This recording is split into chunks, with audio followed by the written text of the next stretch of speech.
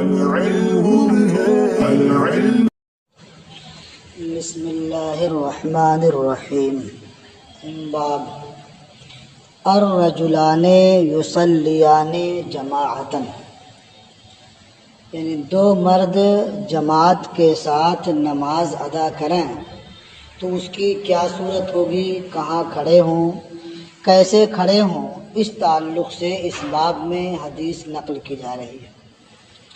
تو آپ کو یہ مسئلہ معلوم ہوگا کہ اگر دو آدمی جماعت کے ساتھ نماز پڑھنا چاہیں تو جو مقتدی ہوگا وہ امام کے داہنی جانب کھڑا ہوگا، اور جو امام ہوگا وہ اپنے مقتدی کے بائیں طرف ہوگا.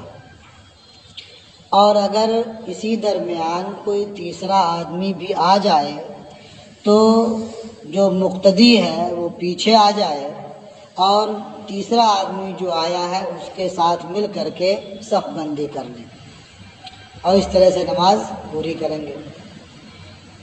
پہلے زمانے میں عورتیں بھی مسجد میں جاتی تھیں یا جماعت میں شامل ہوتی تھیں تو ان کے لیے حکم یہ تھا کہ مردوں سے پیچھے ان کی جماعت ہو، ان کی صف ہو. تو اگر کوئی خاتون بھی ہیں تو وہ صف بندی میں کہاں ہوں گی؟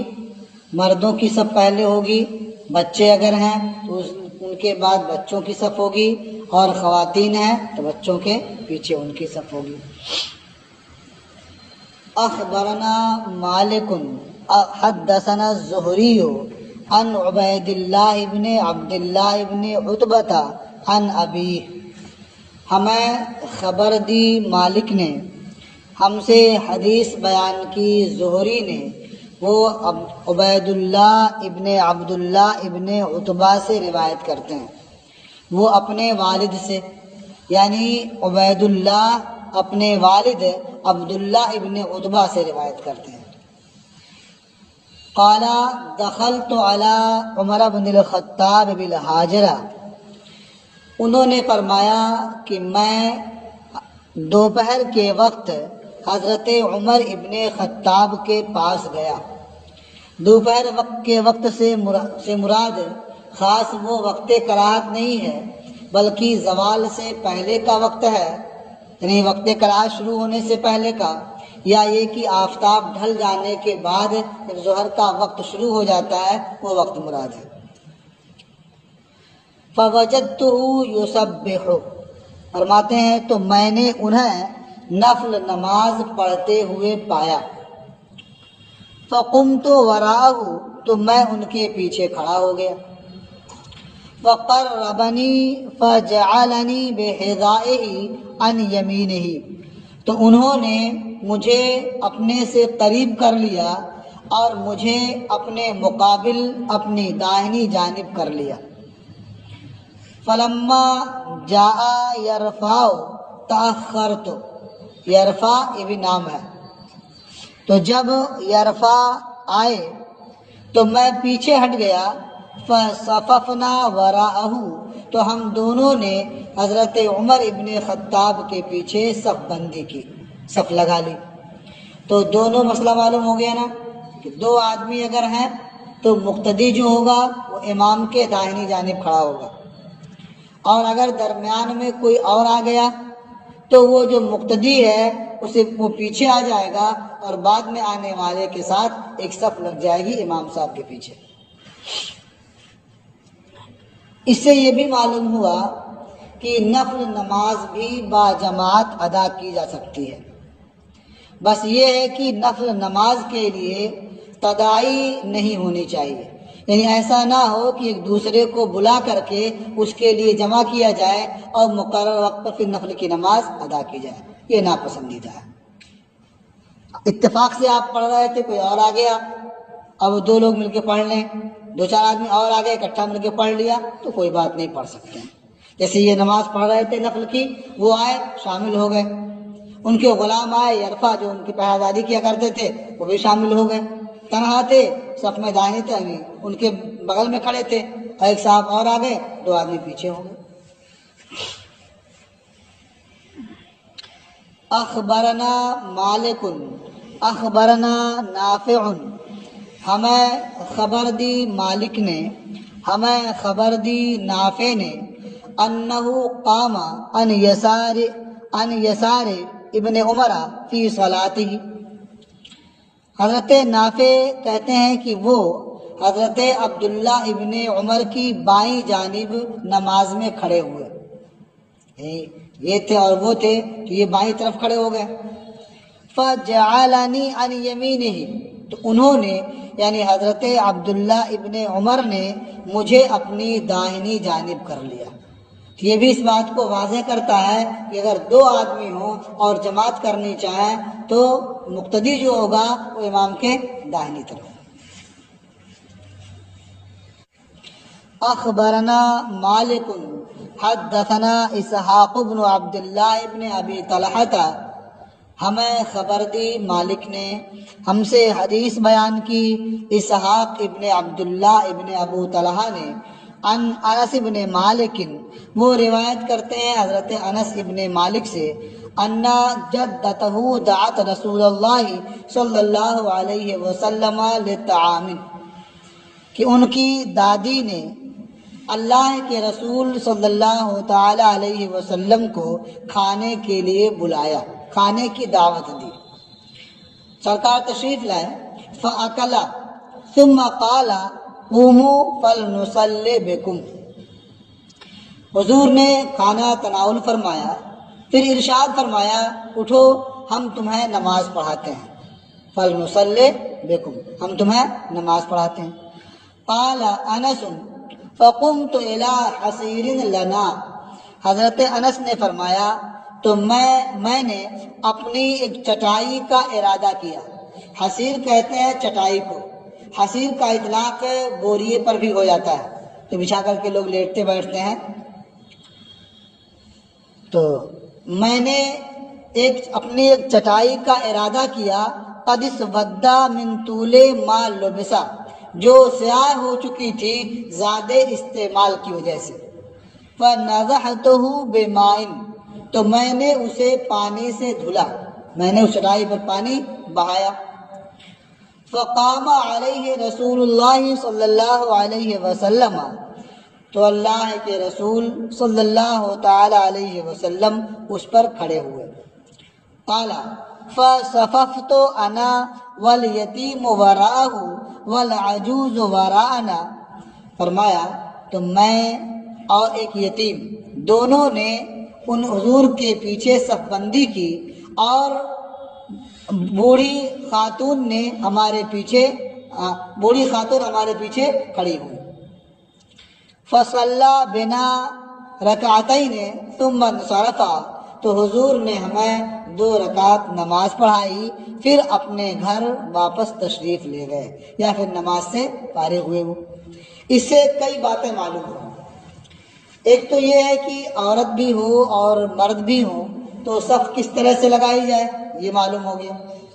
دوسرے یہ بھی معلوم ہوا کہ آدمی اگر کسی کے یہاں دعوت میں جائے تو جہاں بھی دعوت کھائے ان کے حق میں اسے دعائے خیر کرنی چاہیے، اس کے گھر پہ کچھ اوراد و وظائف کرنا چاہیے تاکہ اس کی برکتیں صاحب خانہ کو حاصل ہوں۔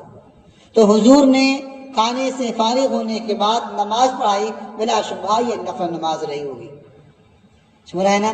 تو نماز پڑھائی تو اس کی برکتیں اہل خانہ کو حاصل ہوں گی۔ اور اگر واقعی یہ نفل نماز تھی، اس رات تو اس کی ہے نہیں، تو اگر واقعی یہ نفل نماز تھی تو اس سے یہ بھی معلوم ہوا کہ نفل نماز جماعت کے ساتھ پڑھنے میں کوئی حرج نہیں ہے۔ بس وہی چیز ہے کہ تداعی کے ساتھ نہ ہو، ایسا نہ ہو کہ روزانہ لوگوں کو خاص وقت پر بلایا جائے اور اس کی دعوت دی جائے اور جمع ہو کر کے پڑھی جائے۔ کہ گئے تھے اتفاق کا چلو نماز پڑھ لیتے ہیں، کھڑے ہوئے نماز ادا کر لیں۔ قال محمد وبهذا كله ناخذ، امام محمد رحمۃ اللہ علیہ نے فرمایا کہ ان سب باتوں کو ہم اختیار کرتے ہیں۔ اذا صلى الرجل الواحد مع الامام قام عن يمين الامام، ایک مرد جب امام کے ساتھ نماز پڑھے تو امام کی داہنی جانب کھڑا ہو۔ وَإِذَا صَلَّى الْاثْنَانِ قَامَا خَلْفَهُ، اور جب 2 مرد نماز پڑھیں تو وہ امام کے پیچھے کھڑے ہوں۔ وہو قول ابی حنیفہ رحمہ اللہ، اور وہ امام اعظم ابو حنیفہ رحمۃ اللہ علیہ کا قول ہے۔ تو یہ باب ختم ہوا۔ اس کے بعد ایک دوسرا باب ہے الصلاۃ فی مرابض الغنم۔ مرابض کہتے ہیں باڑے کو، باڑا سمجھتے ہیں، یہ باڑا الگ الگ ہوتا ہے۔ یہ ہے بکریوں کا باڑا، یعنی بکریوں کی رہنے کی جگہ، جہاں بکریوں کو رات میں رکھتے ہیں، باندھتے ہیں، یا بغیر باندھے ویسے ہی بند کر دیتے ہیں، وہ کیا ہے؟ باڑا۔ یہ بکریوں کا باڑا ہے، سمجھے نا؟ مرابض غنم، بکریوں کے باڑے میں نماز پڑھنے کا بیان۔ اب آپ سوچتے ہو کہ بکریوں کے باڑے میں نماز پڑھنے کو کیوں جائے گا بھائی؟ کیونکہ یہ بات ہم اس لیے سوچتے ہیں کہ ہم بندگانہ فرائض کے علاوہ اور کوئی نماز پڑھنا ہی نہیں جانتے، تب نہیں بات سوچتے ہیں۔ سوچتے ہیں اذان ہو کے چلے جائیں گے، مسجد میں پڑھ کے آ جائیں گے، تو باڑے میں کیوں پڑھیں گے بھائی؟ لیکن آپ غور کریں کہ جو آدمی بہت ساری بکریاں پالے ہوئے ہیں، ان کے لیے بڑا سا مکان بنا دیا ہے، وہاں رکھتا ہے، ان کی دیکھ بھال کے لیے وہیں رہتا ہے، وہ نوافل پڑھنے کہاں جائے گا؟ جماعت کے لیے جانا ہوا چلا گیا مسجد میں، تہجد پڑھنا ہوا کہاں پڑھنے جائے گا؟ اب یا تو یہ کہیں کہ کمرہ الگ سے بنوائے، یہ تو بہت مشکل کام ہوگا۔ تو یہاں تو یہ بتانا ہے کہ بکریوں کے باڑے میں نماز پڑھ سکتے ہیں کہ نہیں پڑھ سکتے ہیں، کوئی بنوا لے اس کی اچھی بات ہے، ایک دم الگ تھلگ پڑے ہو، سمجھ رہے نا؟ تو اس لیے ضرورت پڑ سکتی ہے بکریوں کے باڑے میں نماز پڑھنے کی۔ تو یہ باب ہے بکریوں کے باڑوں میں نماز پڑھنے کی کے بیان میں۔ اخبرنا مالک عن محمد بن عمرو بن حلحلہ، ہمیں خبر دی مالک نے، وہ روایت کرتے ہیں محمد ابن عمرو ابن حلحلہ سے، لیکن یہ جو لکھا ہوا ہے یہ جیم پر نقطہ بھی رکھا ہوا ہے نا، تو لگتا ہے کہ یہ ایک دوسرا نام بھی ہوگا۔ اب یہ نام کیا ہے؟ مجمد بھی ہو سکتا ہے یا اس کے علاوہ بھی ہو سکتا ہے۔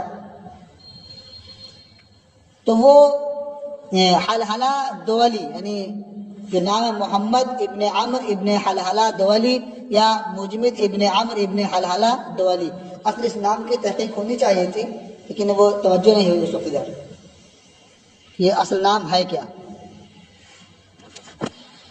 وہ روایت کرتے ہیں حمید ابن مالک ابن خیثم سے، وہ ابو ہریرہ سے،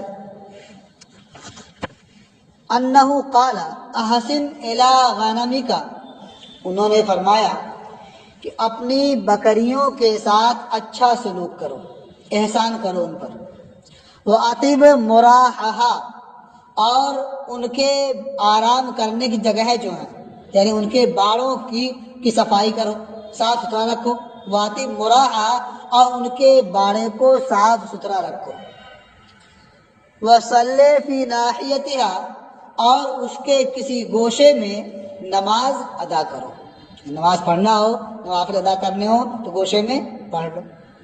فَإِنَّهَا مِن دَوَابِّ الْجَنَّةِ، کیونکہ وہ جنت کے چوپایوں میں سے ہیں، جنتی جانوروں میں سے۔ دیکھیے اونٹ بھی بہت زیادہ ہوں تو اونٹ کے جہاں اونٹ رکھتے ہیں بہت زیادہ اونٹوں کو، وہاں نماز پڑھنے کا حکم نہیں دیا جائے گا، اس لیے کہ اونٹ جہاں ہیں وہاں آپ نماز پڑھیں گے تو اونٹ یا تو پاؤں سے مار سکتا ہے، عذاب پڑ سکتا ہے، یا اونٹ کاٹ بھی لیتے ہیں تو یہ تکلیف بھی ہو سکتی ہے، اور یہ سب نہ بھی ہو، وہ اگر کبھی دو آپس میں ٹکرائے اور آپ کے اوپر چلے گئے، وہی آپ کی اذیت کے لیے بہت ہوگا، تو ان سے بچنے کے لیے زیادہ توجہ دینی ہوگی آپ کو، برخلاف بکریوں کے۔ بکریاں بالکل سیدھی سادھی ہوتی ہیں، جو ان کے ساتھ رہتا ہے وہ کبھی انہیں نقصان نہیں پہنچاتی ہیں، بلکہ ان کے ساتھ مل کر کے بیٹھنے میں ان کو اچھا لگتا ہے، سمجھ نا؟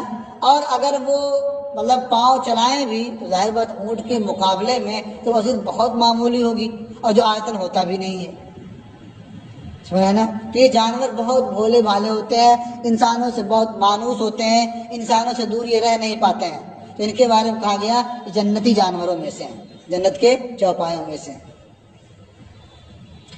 قال محمد و بہذا ناخذ، امام محمد رحمۃ اللہ علیہ نے فرمایا کہ اسے ہم اختیار کرتے ہیں، لا باسا بالصلاۃ فی مراحل غنم، بکریوں کے باڑے میں نماز پڑھنے میں کوئی حرج نہیں ہے۔ یعنی یہ ضروری نہیں ہے کہ باڑے ہی میں نماز پڑھیں، لیکن اگر کوئی نماز پڑھتا ہے تو کوئی حرج نہیں ہے۔ آگے کلمہ ہے وَإِنْ كَانَ فِيهِ أَبْوَالُهَا وَبَعْرُهَا، اگرچہ اس میں اس کے پیشاب اور اس کی میگنیوں کے نشانات و اثرات ہوں۔ ما اکلتا لحمها فلا باس ببولها، جس کا گوشت تم کھاتے ہو اس کے پیشاب میں کوئی حرج نہیں ہے۔ ایک مسئلہ آپ نے پڑھا ہوگا یا نہیں پڑھا تو بر وقت سن ہی لیں۔ امام محمد رحمۃ اللہ علیہ کے نزدیک معقول اللحم جانوروں کا پیشاب پاک ہے، سن رہا نا؟ تو بکری کا گوشت کھایا جاتا ہے تو اس کا پیشاب پاک ہے۔ تو اب ظاہر ہے کہ وہ کہیں تھوڑا ہو کہ زیادہ، تو آپ وہاں نماز پڑھنے سے کیا فرق پڑے گا؟ یہ پاک مانتے ہیں کہ کہیں پانی گرا جیسے نماز پڑھا وہاں کوئی دقت نہیں، پڑھ سکتے ہیں نا؟ تو ایسے پیشاب ہو تو کیا دقت ہے؟ تو ان کے نزدیک معقول اللحم جانور کا پیشاب پاک ہے، تو اس لیے فرمایا کہ اگرچہ اس میں اس کے پیشاب ہوں اور میگنیاں ہوں اس کی، لیکن میگنی کے بارے میں ان کا بھی قول پاک ہونے کا نہیں ہے، اسے نجس مانتے ہیں اسی طرح سے جس طرح شیخین نجس مانتے ہیں۔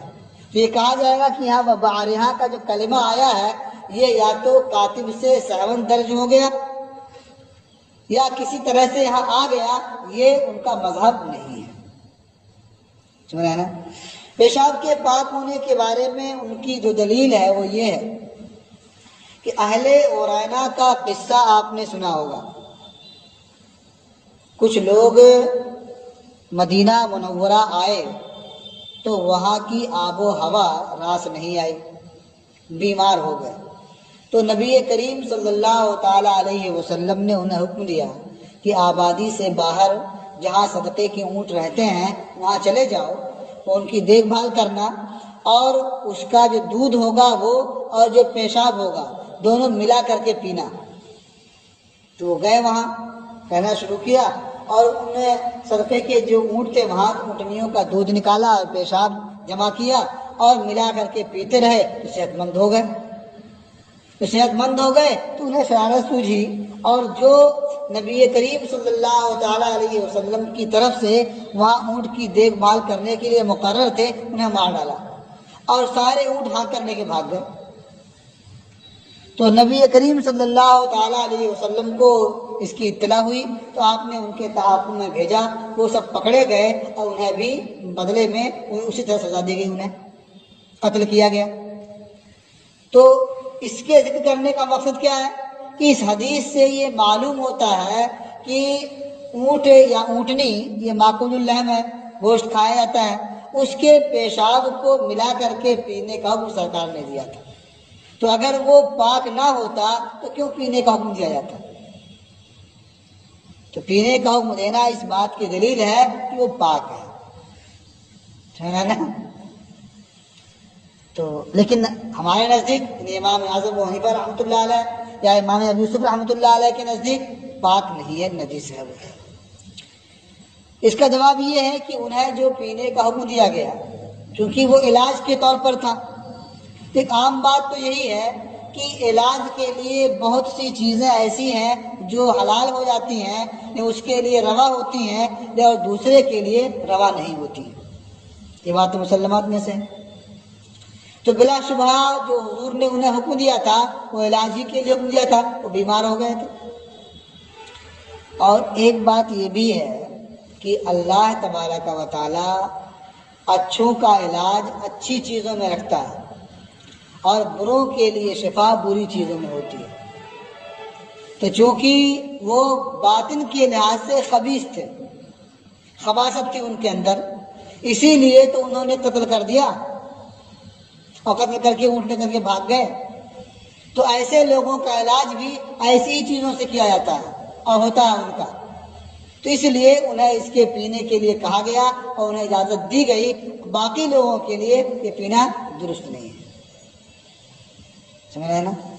ورنہ خود نبی کریم صلی اللہ تعالی علیہ وسلم نے پیشاب کے چھینٹوں سے بچنے کا حکم دیا ہے اور یہ فرمایا کہ فَإِنَّ عَامَّةَ عَذَابِ الْقَبْرِ مِنْهُ، کہ عام عذاب قبر اسی سے ہوتا ہے، یعنی آدمی پیشاب کے چھینٹوں سے نہ بچے تو اس سے ہوتا ہے. تو معلوم ہوتا ہوا کہ یعنی پیشاب پاک ہوتا تو پھر اس کا چھینٹا کیا پورا ہی پڑ جائے کیا فرق پڑتا؟ معلوم ہے کہ وہ پاک نہیں ہے، اس سے بچنے کا حکم دیا گیا ہے. اور پھر یہاں جو کہا گیا پینے کے لیے تو ان کے علاج کے لیے تھا اور ان کی خباثت کی وجہ سے تھا.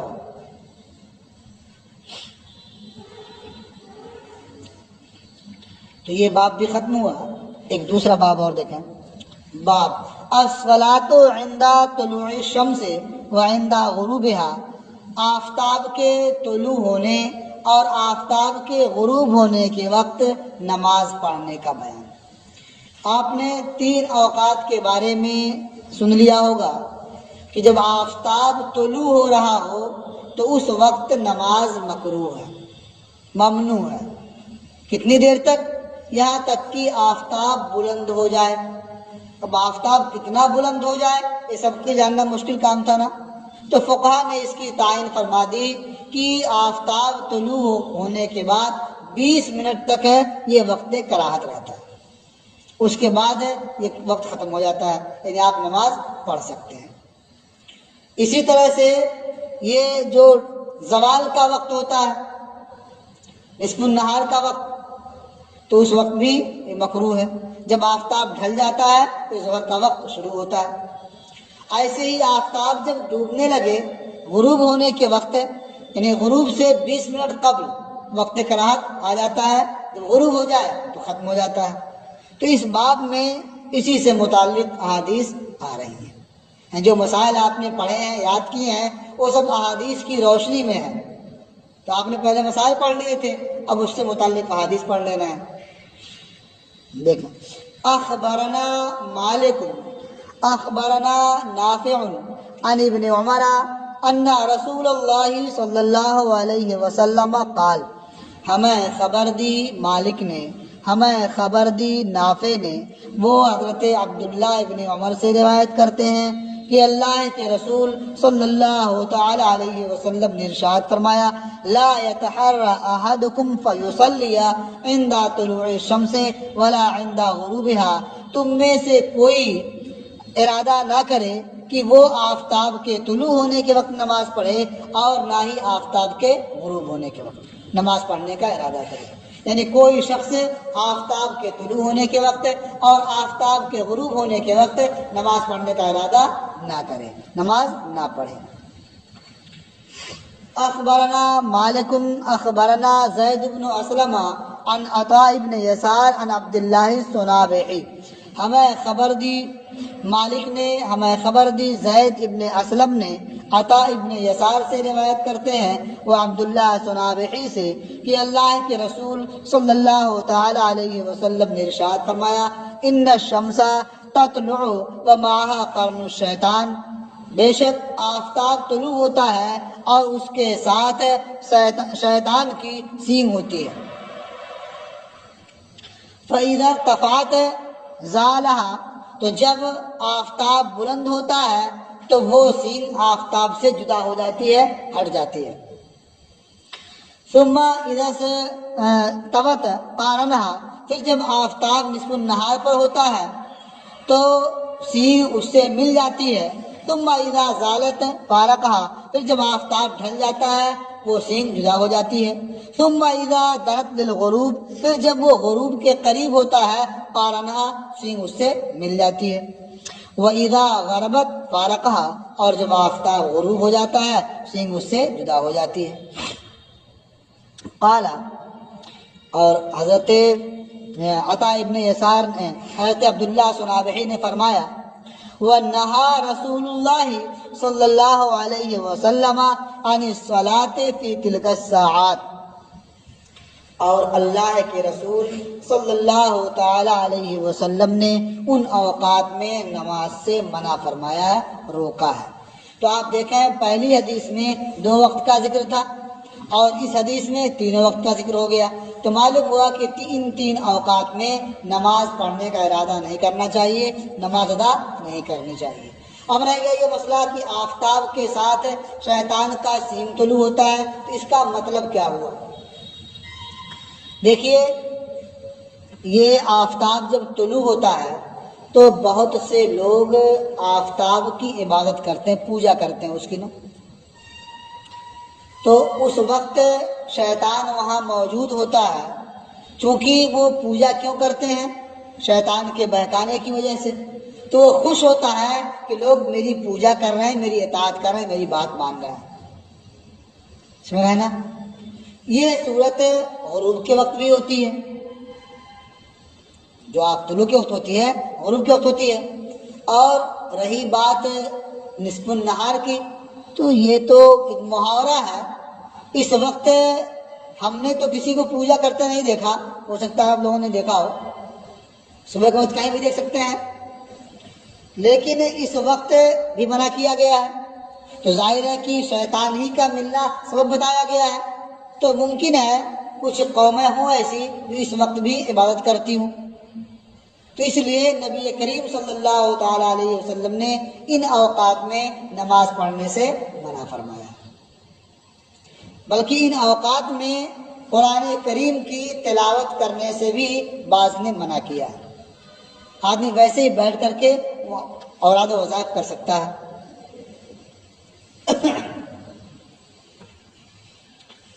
اچھا، اب دیکھیے آگے حدیث ہے، اخبرنا مالک اخبرنی عبداللہ ابن دینار، ہمیں خبر دی مالک نے، مجھے خبر دی عبداللہ ابن دینار نے، انہوں نے فرمایا کان عبداللہ ابن عمر یقول، حضرت عبداللہ ابن عمر کہتے تھے، کانا عمر بن الخطاب یقول، کہ حضرت عمر ابن خطاب فرماتے تھے، لا تحروا بصلاتکم طلوع الشمس ولا غروبها، آفتاب کے طلوع ہونے اور آفتاب کے غروب ہونے کے وقت اپنی نماز کا ارادہ نہ کرو، فإن الشیطان یتلو قرناہ مع طلوعها وغروبها مع طلوعها، کیونکہ آفتاب کے طلوع ہونے کے وقت، آفتاب کے طلوع ہونے کے ساتھ شیطان کی سین طلوع ہوتی ہے، وَيَغْرُبَانِ مَعَ غُرُوبِهَا، اور آفتاب کے غروب ہونے کے ساتھ اس کی سین غروب ہو جاتی ہیں، ڈوب جاتی ہیں۔ وَكَانَ يَضْرِبُ النَّاسَ عَنْ تِلْكَ الصَّلَاةِ، اور وہ اس وقت نماز پڑھنے کی وجہ سے لوگوں کو مارتے تھے، یعنی سختی سے منع فرماتے تھے ان اوقات میں نماز پڑھنے سے۔ قال محمد وبهذا كله ناخذ، امام محمد نے فرمایا اور ان سب کو ہم اختیار کرتے ہیں، وَيَوْمُ الْجُمُعَةِ وَغَيْرُهُ عِنْدَنَا فِي ذَلِكَ سَوَاءٌ، اور جمعہ کا دن اور اس کے علاوہ دوسرا دن ہمارے نزدیک اس بارے میں برابر ہے، یعنی کوئی دن ہو، یہ اوقات مکروہ ہیں، ان میں نماز پڑھنے سے منع کیا گیا ہے، نماز پڑھنے کا ارادہ نہیں کرنا چاہیے ان اوقات میں۔ وَهُوَ قَوْلُ أَبِي حَنِيفَةَ، اور یہ امام اعظم ابو حنیفہ رحمۃ اللہ علیہ کا قول ہے۔ تو یہ باب بھی ختم ہوا، 5 منٹ باقی ہے، چاہے ایک باب اور چھوٹا سا پڑھ سکتے ہیں۔ الصلاۃ فی شدت الحر، یعنی یہ باب ہے سخت گرمی کی شدت میں نماز پڑھنے کا۔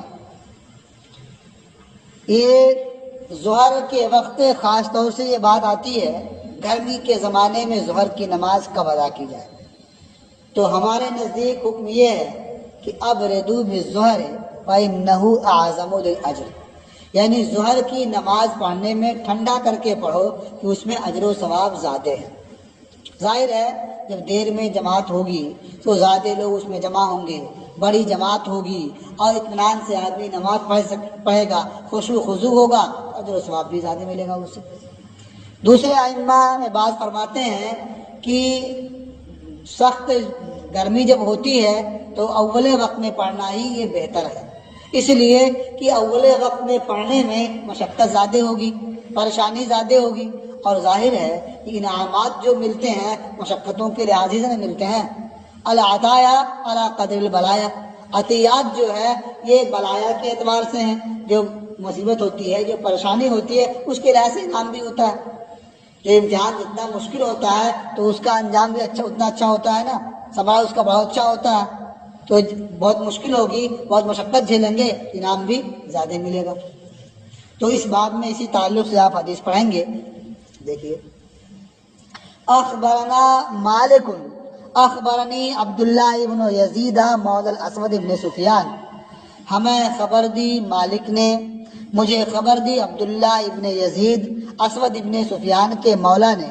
وہ روایت کرتے ہیں ابو سلمہ ابن عبد الرحمن سے، وہ محمد ابن عبد الرحمن ابن ثوبان سے، وہ حضرت ابو ہریرہ سے، ان رسول اللہ صلی اللہ علیہ وسلم قال، کہ اللہ کے رسول صلی اللہ تعالی علیہ وسلم نے ارشاد فرمایا، اذا کان الحر فابردوا عن الصلاۃ، جب گرمی ہو تو نماز کی طرف سے ٹھنڈا کرو، نماز پڑھنے میں ٹھنڈا کرو۔